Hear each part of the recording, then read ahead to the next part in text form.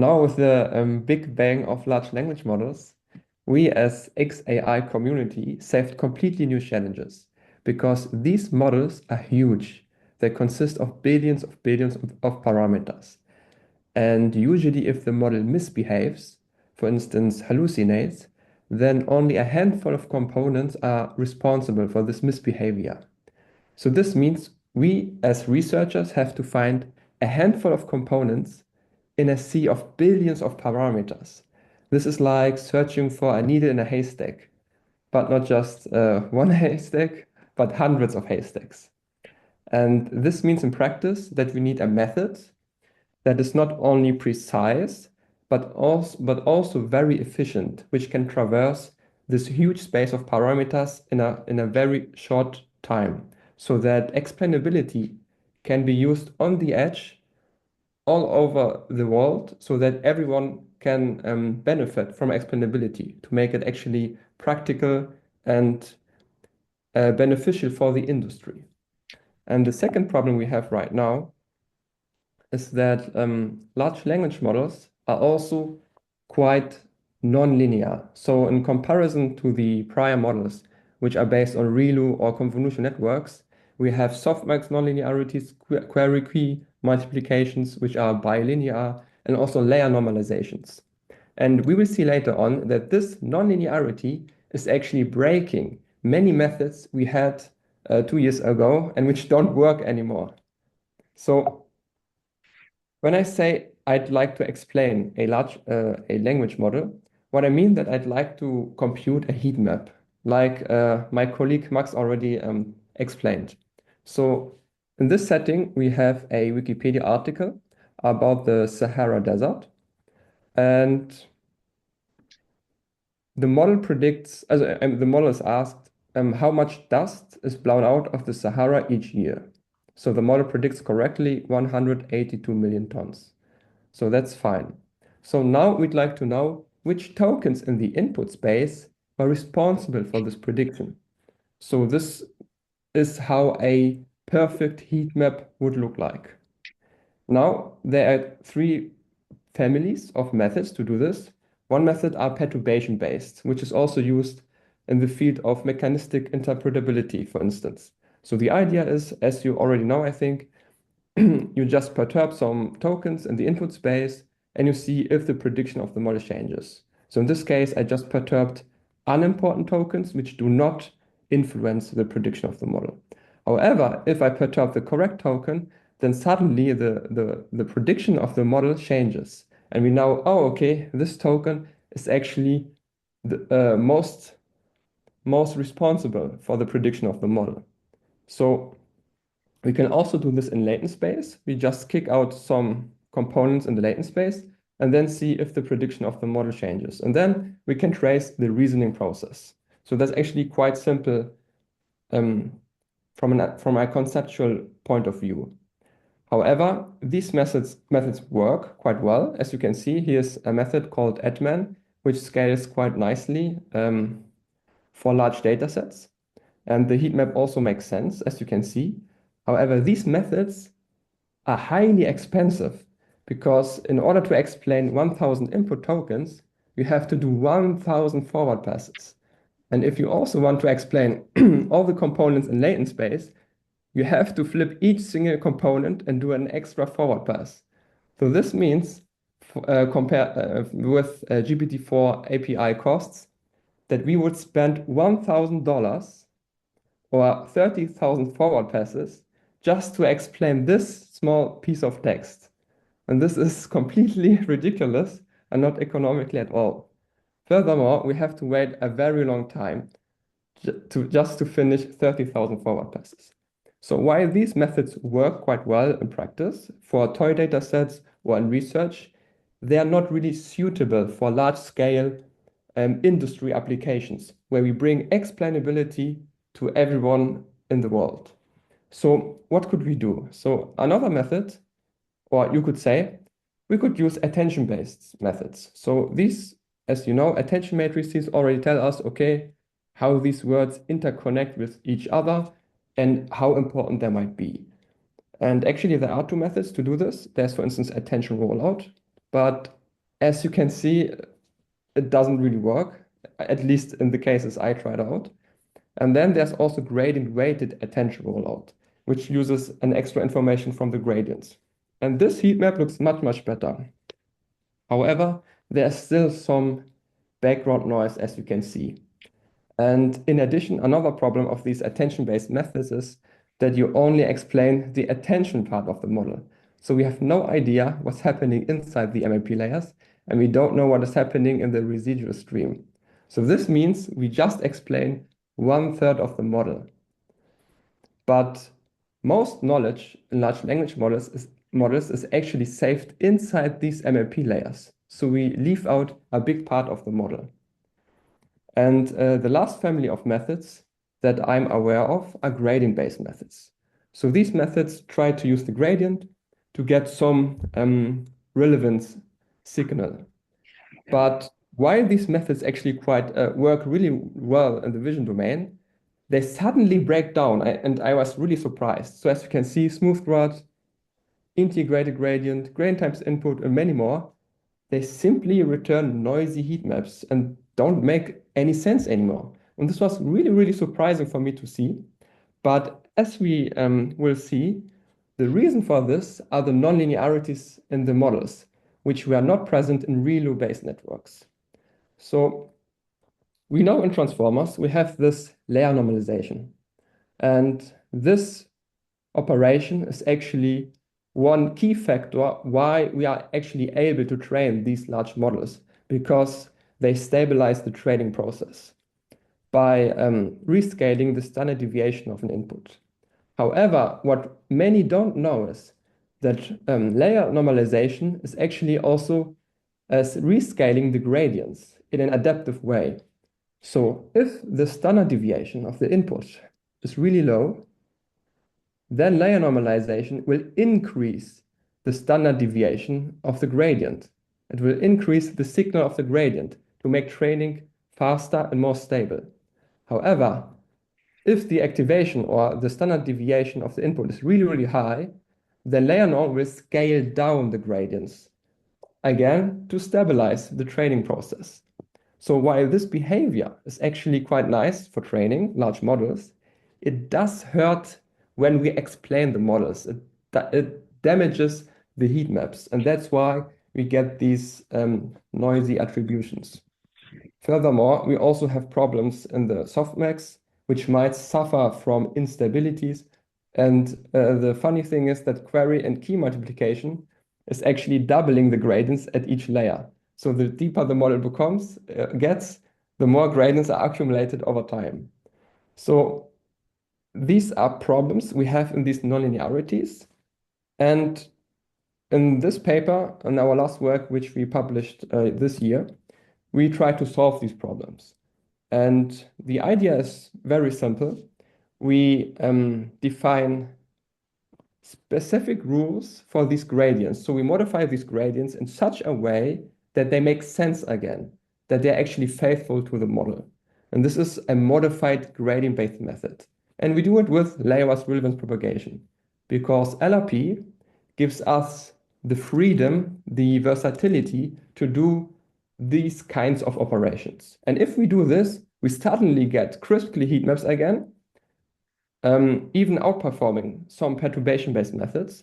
And it also works in the vision domain. As you can see here, we get very precise heat maps. However, gradient-based methods are noisy, attention-based methods also noisy, and perturbation-based methods suffer from the curse of dimensionality.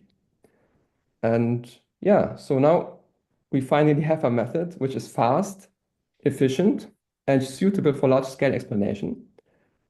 And now we can do concept-based explanations, as Maximilian already explained to us. So let's consider the following setting. We have an input, ice bears live in and the model predicts Arctic.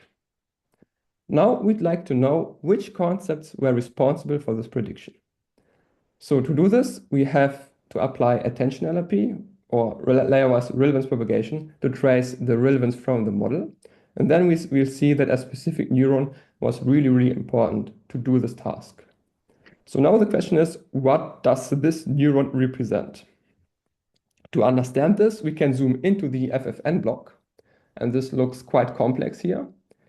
But at the end, we just do very basic activation maximization. So this means we iterate over the whole data set, we find samples that maximally activate a specific neuron, and then we apply attention LRP on this specific neuron, trace the relevance back to the input, and then we see which tokens in the input space were actually responsible for the activation of the neuron.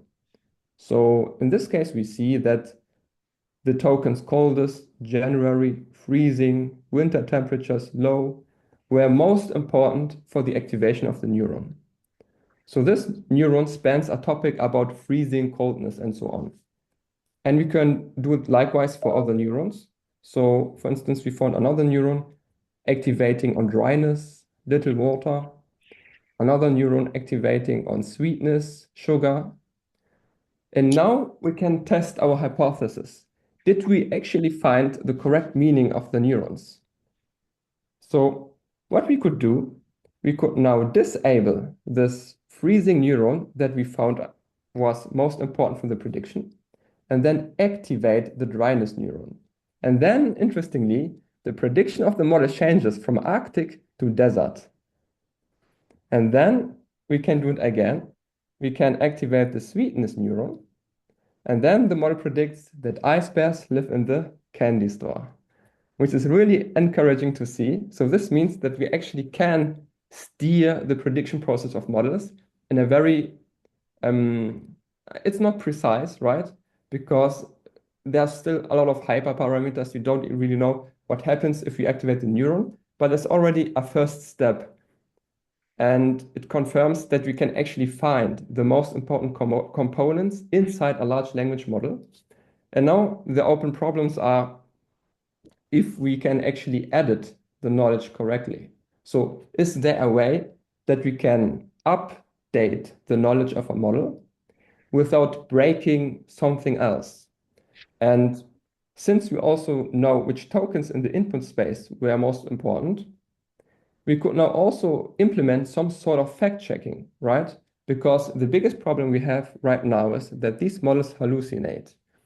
And we need some sort of fact checking on top of the predictions to make sure that everything's correct.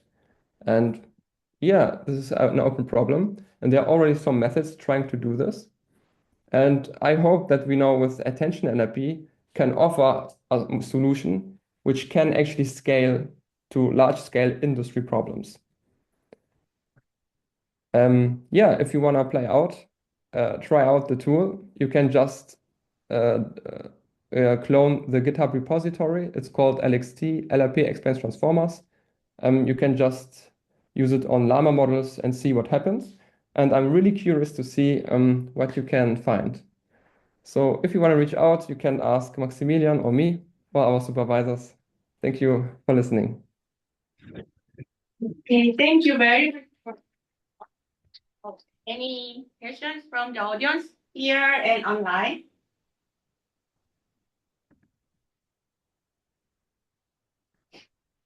So, Reduan, I have one question. On your last slide, can you explain more about the violet term and red term in your example? Could you please I repeat? mean, the average 182 billion something. No, the next slide, please. Okay, maybe here you can explain. So the red colored terms are contributing positively? Exactly, yeah. So red colors means usually that this token was positively contributing to the activation of the neuron, and blue means negatively. So this is a contra indicator. Okay, so here the word near contributed negatively to the query then? Exactly. So the presence of the word token near is reducing the activation of the neuron, interestingly, for some reason, yeah. Then what are other tokens that are not colored at all, like temperature? This means that these neurons did not activate the neuron at all. So they didn't participate in the inference process. Okay. So this neuron is really just activating on coldest, January, freezing, and winter, and so on. Okay, thank So, you. yeah. I have one question. So when I observe the image classification model, I sometimes observe some concepts. I mean the highly activated images, but I don't think it is have a common attribute or feature. So how about in language model case? Here seems like coldest, freezing, winter. Maybe it is quite makes sense, but do you observe unrelated but highly at the same time it is highly activated at the same time? So if I correctly understand the question is, if concepts always make sense, right? Or Oh yes, yes. so the interesting thing is, so here we took the phi model of Microsoft, which is actually a quite small model, and we observed that the concepts are quite monosemantic, so they make a lot of sense. Actually, each neuron almost encodes for a specific understandable concept. However, when I explain, for instance, the Llama model, it gets much more complex. So we see that a single neuron might encode for different concepts, which is polysemantic, and it's much more harder to understand what's happening. And this is why Maximilian said that we need some sort of organization of the latent space. So we need a technique to disentangle the concepts in latent space. And that's why we have, for instance, sparse autoencoders that hopefully promise or achieve this goal to disentangle these concepts. So while it makes sense, why it works in smaller models, it seems to break down in bigger models. But this is actually a really good point that you brought up. Let's see. Any questions? I have a question. Okay. I have one more question. Actually, as you answer and it, and this is related to the open question of Maximilian. So you mentioned about can we measure the interpretability of explanation, right? So naive idea is just compare the similarity between the cropped images or hear the words. Yeah, on the like in case of image, maybe you can borrow the clip image embedding space. Or here, maybe you can borrow just bag of word or word vector. Yeah. So what do you think about this? My opinion. Yeah, this opinion. This is actually a quite nice idea because evaluating explainability is as much as important as explainability itself, right? And this is basically the holy grail question that we in the community try to answer. So everybody has some different ideas. Some researchers like to do studies on humans to see if concepts make sense. And now people try to do auto-interpretability. So like you said, they try to find metrics that quantify how good a specific explanation is. And if I say how good, I mean, for instance, how separable, how different the meaning of neurons are. So you could use, as you said, back of words techniques, or you can use ChatGPT to find the commonality here. So for instance, we could take these sentences and ask ChatGPT, okay, what do all sentences have in common? And the model would say, oh, okay, it's called this, or January, it's about cold temperature. And this would be one way of measuring monosemanticity. So this is one way to do it. And then there are also other considerations. For instance, how redundant are concepts? Because we observed that the same concept might be present in many different layers in the model. or even in this different neurons in the same layer. So for instance, this neuron activates for coldness, freezing stuff, but might be that there's a second neuron encoding for exactly the same concept or slightly different variation. So this is again another angle we have to consider. How redundant are concepts? And so to summarize, the first one is how different, how monosemantic are concepts, how polysemantic, how redundant are they, and then at the end, if they are even used by the model. So it might be that there are some neurons that are basically just dead, that are not really used, so it doesn't make sense to explain them. And then there are many, many different angles you could view at this problem, and you could evaluate these autoencoders or these neurons in the model. Yeah, so I gave a quite long response. I hope it answered some questions. Maybe I can add something. Oh, yeah. Yes, actually, for text, for example, there's also, I've already seen a paper which uses embeddings from foundation models to measure the coherence or kind of also the interpretability. And we are also actually working on it, also with using CLIP to find some measures. And also at NeurIPS this year, there's also a paper where they also introduce a measure for human interpretability of concepts. And I think also using CLIP or some other foundation was also meaningful model with a meaningful semantic feature space. So it's a very good idea, and it seems to be promising to use CLIP, for example, or other AI models to kind of approximate or get a measure for the interpretability.